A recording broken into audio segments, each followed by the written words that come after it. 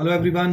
So much awaited Z result is out and I think everybody was waiting और expecting कि यार अब तो 31st को ही आएगा, लेकिन आज उन्होंने बॉम्बशेल गिरा दिया. Suddenly they declared the results and result guys I think काफ़ी ऊपर गया है.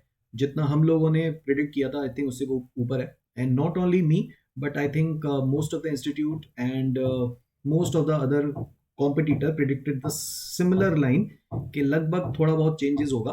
लेकिन because of those three question which they initially said कि हम सबको देंगे एंड दे बाद में सबको नहीं दिए, तो उस वजह से इस बार काफी आई थिंक जेट ने ना घपला किया है इधर उधर.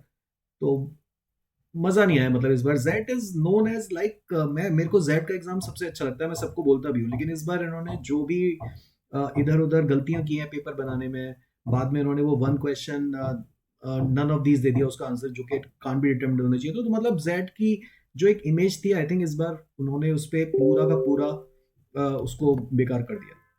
तो आई डू नॉट नो. मतलब आई डिड नॉट एक्सपेक्ट कि Z will do something like that. But again, अगर उनके साथ हो सकता है, इतना बड़ा इंस्टीट्यूट है, तो हम लोग तो यार इंडिविजुअल पर्सन है जो अपने एक्सपीरियंस के बेसिस पे और पास्ट जो रिकॉर्ड है उसके बेसिस पे हम कुछ डिक्लेयर करते हैं. तो yes, but we take some kind of responsibility कि यार जितना हमने बोला था कि यार 20 पे 80 आ जाएगा, उतने पे नहीं आया. ठीक है. और कुछ कुछ लोगों ने उसके बेसिस पे फॉर्म भी भरे थे. तो यस, लेकिन अब ज्यादा सोचने से कुछ होगा नहीं. मैं भी थोड़ा सा लेट बैक था, इसी वजह से मैंने थोड़ा लेट वीडियो बनाया कि यार जो हमने प्रिडिक्ट किया था वो नहीं आया. लेकिन I think not only us but most of the institute went wrong. तो वो किसी के हाथ में नहीं है. हम अपना बेस्ट दे सकते हैं बट एग्जैक्ट तो यार वही बता पाएंगे.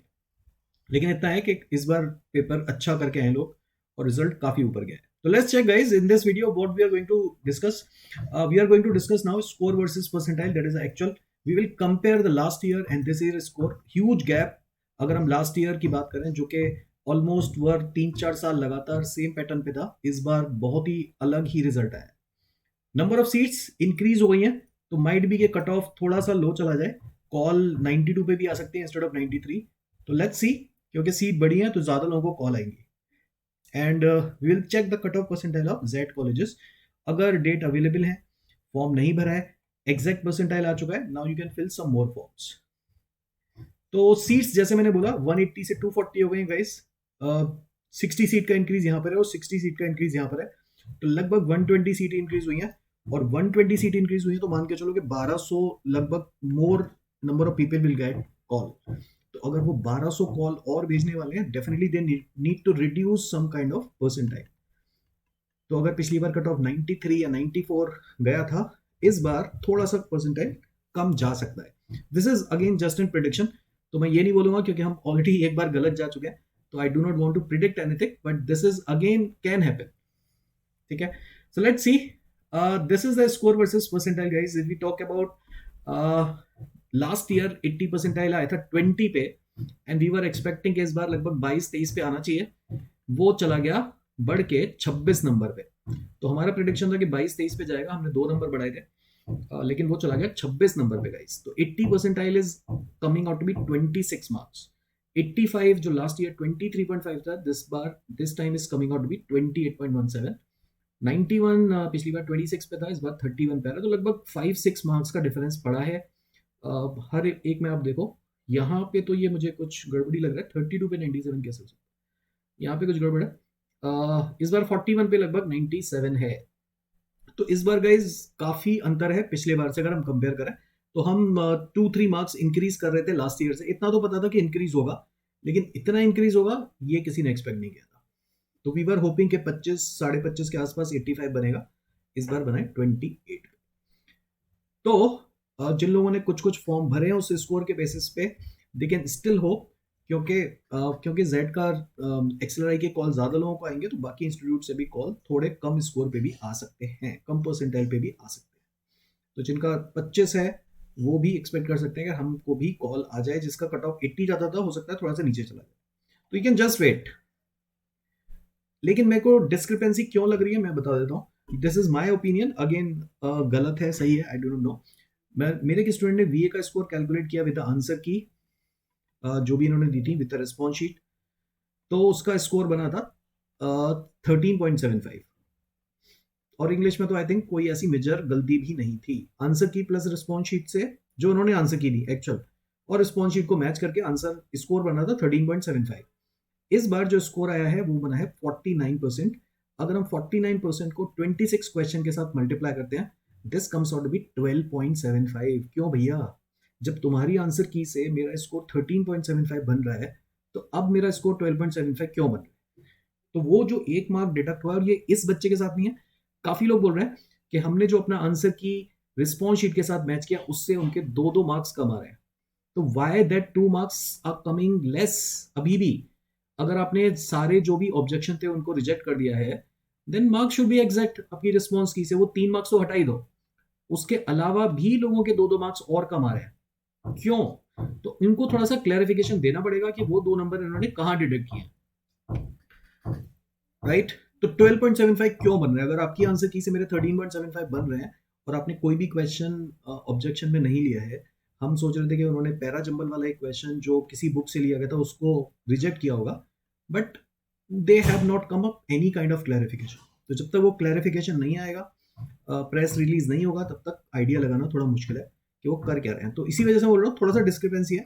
डीएम में कोई डिस्क्रिपेंसी नहीं है, डीएम का जितना स्कोर कैलकुलेट किया था उतना ही बन रहा है, लेकिन क्वांट में अगेन 25.5 स्कोर बन रहा था आंसर की के हिसाब से 3 नंबर ऐड करने के बाद, तो अब बन रहा है 22.5। मतलब ये तो साफ है कि उन्होंने 3 नंबर नहीं दिए। लेकिन जब आप 3 नंबर नहीं दे रहे हो, 3 मार्क्स अगर मेरे को नहीं दे रहे हो जो आपने बोला था कि देंगे, तो आप फिर यहाँ पे क्यों कैलकुलेट कर रहे हो? यहाँ पे भी फिर आपको 25 में से कैलकुलेट करना चाहिए था परसेंटेज। यहाँ पे आप 80 में से 28 में से कैलकुलेट कर रहे हो और मेरे एक्चुअल मार्क्स में से आप 3 नंबर माइनस कर दे रहे हो, जबकि आप टोटल में से माइनस नहीं कर रहे हो। तो again I do not think कि वो किस बेसिस पे परसेंटेज कैलकुलेट कर रहे हैं। परसेंटेज अगर उन्हें कैलकुलेट करना चाहिए तो फिर 25 के हिसाब से कैलकुलेट करना चाहिए था, और फिर मेरा परसेंटेज ज्यादा बनना चाहिए था। अगर 22.5 मार्क्स मेरे बन रहे हैं, फिर मेरा 80 परसेंटेज नहीं आना चाहिए। Then my percentile could increase अगर परसेंटेज मार्क्स मेरे ज्यादा होते तो।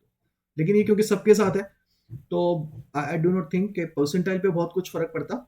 लेकिन हाँ, डेफिनेटली परसेंटेज स्कोर पे फर्क पड़ना चाहिए था अगर आप 3 मार्क्स हटा रहे हो तो, राइट? तो ये मेरे को थोड़ा सा डिस्क्रिपेंसी लग रहा है। Might they might come with some kind of clarification. इस बार जो मैं बोल रहा हूँ गाइस, ये जो ओवरऑल लास्ट ईयर का परसेंटाइल था वो 93 था। तो यहाँ पर भी थोड़ा थोड़ा परसेंटाइल चेंजेस हो सकते हैं। कॉल थोड़ा ज्यादा लोगों को आएंगी, ये तो श्योर है। परसेंटाइल कम होंगी नहीं होंगी ये कहना थोड़ा मुश्किल है। Call definitely there will be more number of people this year, क्योंकि सीट्स बढ़ी हैं तो कॉल ज्यादा लोगों को आएंगी। उसके बेसिस पे दे विल सेलेक्ट। तो ये वेट करते हैं। मैं इस बार भी कुछ प्रिडिक्ट नहीं करना चाहता क्योंकि प्रिडिक्शन का कोई फायदा है नहीं। तो वी कैन जस्ट वेट कि इतने पे हमारा कॉल आएगा नहीं आएगा। सो अगेन, कमेंट में भी अगर आप मेरे को बोलोगे कि सर मेरा इतना है, मेरा कॉल आएगा नहीं आएगा, तो this time I can not comment anything, क्योंकि कोई फायदा है नहीं उसका कमेंट करने का। ठीक है, वी कैन जस्ट वेट। ये कॉलेजेस हैं गाइज जो जेड का स्कोर लेते हैं। इसके बेसिस पे कट ऑफ जो मैंने लिखा है लगभग इतना जाता है। माइका 80 85, एक्सआईएम भुवनेश्वर 91, आईएमआई 90 के आसपास। सेक्शनल देख लेना आईएमआई में, इसमें 85 to 90। आईएमटी गाजियाबाद अगेन 88 87 के आसपास आप फिल कर सकते हो। टापनी सबको कॉल करता है, थोड़ा प्रोफाइल बेस्ड है, तो ये देख लेना। जिम गोवा इज अगेन 85 85 84 के आसपास आप देख सकते हो। इरमा 80 प्लस, केजेसोमा इज अगेन 80 85 प्लस के आसपास। मतलब आपको थोड़ा सा रिस्क लेना पड़ेगा। तो 82 पे 4 से अगर कैट के थ्रू कॉल आ रहा है, तो हो सकता है जेड से 80 के आसपास भी कॉल आ जाए। तो अब आपके पास एग्जैक्ट परसेंटाइल है। अगर आपने कुछ फॉर्म नहीं भरे हैं, परसेंटाइल अगर इस रेंज में आ रहा है, if you want to fill some more forms you can fill it. अगर आप पहले ही फॉर्म भर चुके हो तो आप सिर्फ वेट कर सकते हो। कोई इसमें कोई वो है नहीं कि हमने फॉर्म भरा था, आपने बोला था 22 पे आ जाएगा, सीरियसली नहीं पता था कि इतना ऊपर जाएगा। और ये भी कॉलेजेस हैं गाइस, इसके नीचे मत जाना। तो ये कॉलेजेस हैं आपके पास और ये कॉलेजेस हैं, तो इनकी एक बार डेट चेक कर लो। अगर डेट बची है and if you want to fill some more form then definitely you can go for it. ठीक है, चलो, thank you and good luck guys. और ज्यादा मत सोचो। जैसे मैंने बोला कि मैं भी थोड़ा मतलब सेट था क्योंकि मेरे को जेड से काफी उम्मीदें थी, लेकिन स्कोर बहुत ऊपर गया है। और इसीलिए हम बोलते हैं कि ऑन द स्पॉट डिसाइड करा करो। अगर पेपर इजी लग रहा है, ट्राई टू अटेम्प्ट मोर। तुम लोग वहीं पे अटक जाते हो कि इतने करने से हमारा इतना आ जाएगा। तो यही होता है बस डिफरेंस। चलो ज्यादा मत सोचो, अभी आगे पेपर है, सीमेट और एमएचसीटी अभी भी है, टेस्ट है। तो यही होप कर सकते हैं कि अभी हमारे पास 2-3 ऑप्शन बचे हैं, उसमें अच्छा करेंगे। तो उसमें थोड़ा सा मेहनत करो। और जिनका अच्छा परसेंटाइल आया, congratulation to them. You should prepare for the next round. और अभी से करो, जेड का थोड़ा डीप जाता है जीडीपीआई, तो अच्छे से करो और उसको कन्वर्ट करने की कोशिश करो। ठीक है, चलिए, बाय बाय।